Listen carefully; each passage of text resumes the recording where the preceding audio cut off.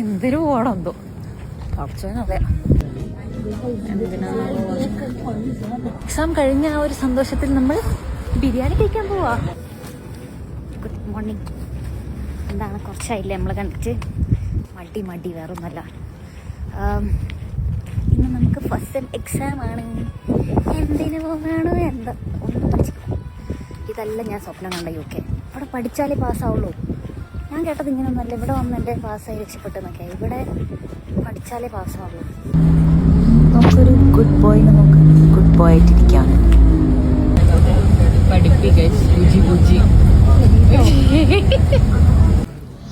ഇതാട്ടോ നമ്മൾ exam hall. നല്ല വിശാലമായ ഹോളാണ്.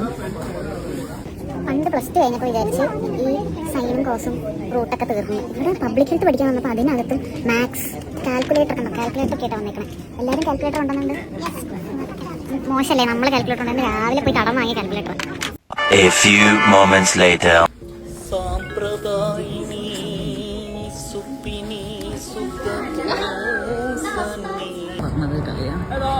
ഹായ്. നമ്മൾ എക്സാം മൂഞ്ചസ്യായി.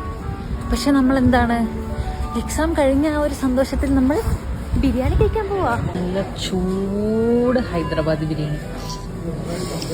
ഇത് ചൂട് കൊണ്ടിട്ട് കൊതിയും കൊണ്ട് കഴിക്കാൻ പോവാ. വിശക്കുണ്ട്.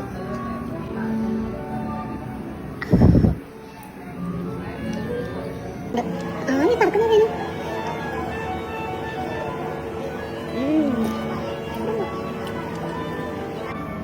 ലീന റിജു പറയും ബിരിയാണി. ഇവിടെ ബിരിയാണിയാണ് മസ്റ്റ് ആയിട്ട് വന്ന് കഴിക്കണം. നല്ല ചൂടും. അത് എക്സാം കഴിയുമ്പോഴേക്കും പഠിക്കില്ല. അതെ പൊട്ടല്ലോ. പിന്നെ നല്ല ക്വാണ്ടിറ്റി ഉണ്ട്. കഴിച്ചിട്ട് തീരുന്നില്ല. വയറ് നിറഞ്ഞ്. ഒരാളിതവിടെ കഴിക്കാൻ പറ്റിയൊരു ഫോൺ കൊണ്ടിരിക്കും. അതെ.